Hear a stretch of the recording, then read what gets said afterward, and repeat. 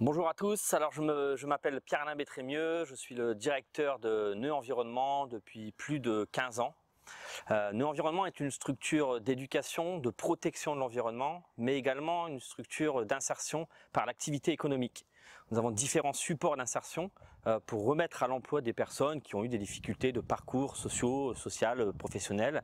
Et donc ces supports, c'est la gestion de milieux naturels, le maraîchage, jardinage, la menuiserie. L'éducation à l'environnement est également un support d'insertion. C'est plus d'une trentaine de salariés dans la structure, 40 selon les périodes, 10, 11 permanents. Les autres personnes sont des personnes en insertion socio-professionnelle qui nous permet de développer nos activités.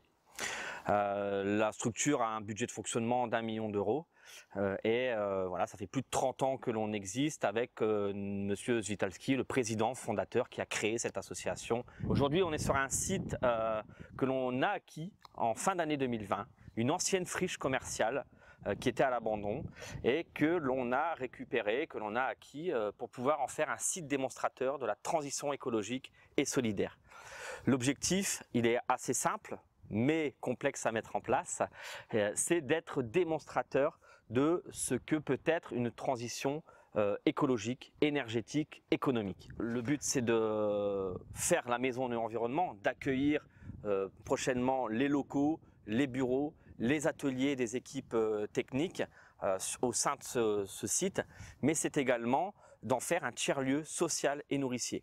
Tiers-lieu social parce que accueil de porteurs de projets, des espaces de coworking, des salles de formation pour les écoles, pour des séminaires d'entreprise, une cuisine pédagogique. C'est le terme de nourricier parce que le site en lui-même sera production alimentaire de qualité, durable pour tous, du maraîchage biologique que l'on va faire avec et pour les habitants.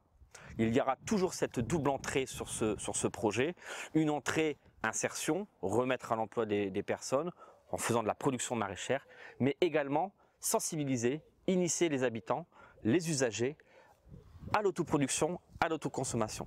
C'est un démonstrateur de la reconquête écologique. On l'a vu, une grosse superficie de dalles, de macadam, de parking, 7000 m² de parking, qu'il va nous falloir désimperméabiliser pour pouvoir renaturer, revitaliser ces zones. Cette désimperméabilisation va nous générer des produits, des matériaux inertes, du bitume, que l'on va réemployer en gabion. L'idée globale de ce projet, sur en tout cas cette réhabilitation écologique et énergétique, c'est de le réemploi. Le maître mot, c'est le réemploi, c'est la frugalité, c'est la sobriété, garder ce qui peut être gardé, mais surtout réemployer ce qui va être démantelé. Le bâtiment en tant que tel, autre exemple, bâtiment de 2000 m², bâtiment métallique, structure métallique, somme toute classique d'un ancien supermarché, va être réhabilité en haute qualité environnementale. On va tendre vers le passif. C'est un démonstrateur REV 3 soutenu par la région Hauts-de-France. Et donc on va sur ce site utiliser des nouveaux matériaux, des matériaux biosourcés comme le béton de lin, le bois paille, le béton chanvré.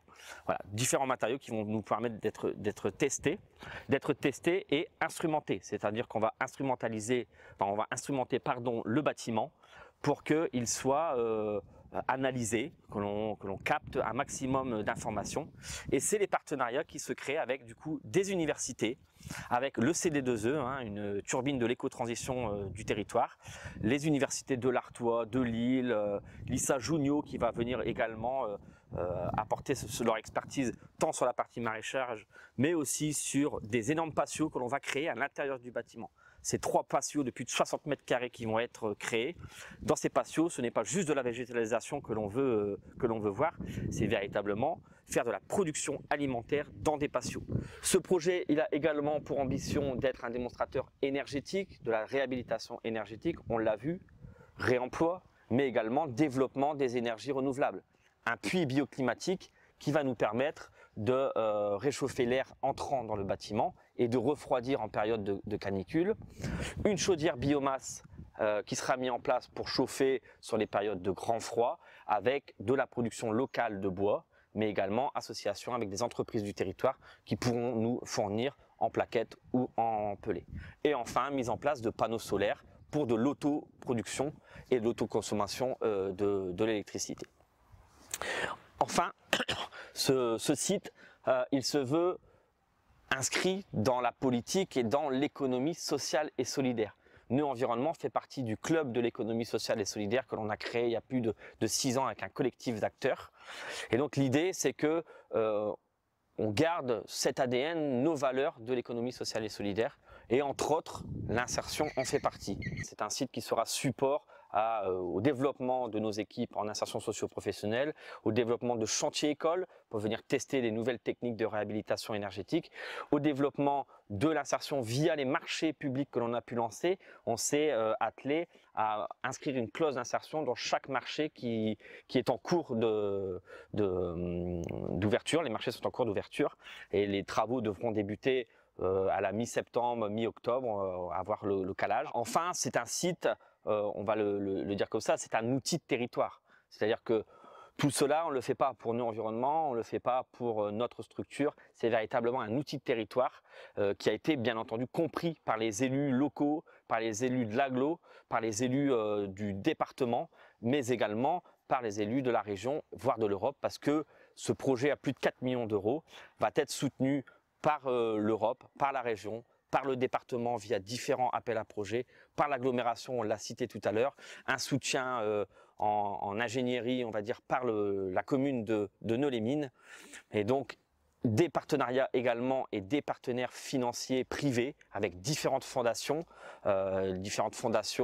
que sont la fondation AG2R que l'on remercie aujourd'hui, mais également la fondation EDF, la fondation BNP Paribas, la fondation Carrefour, la fondation Shaima Planet, UEF. C'est une multitude de fondations que l'on continue à solliciter pour pouvoir boucler budgétairement ce gros projet d'investissement.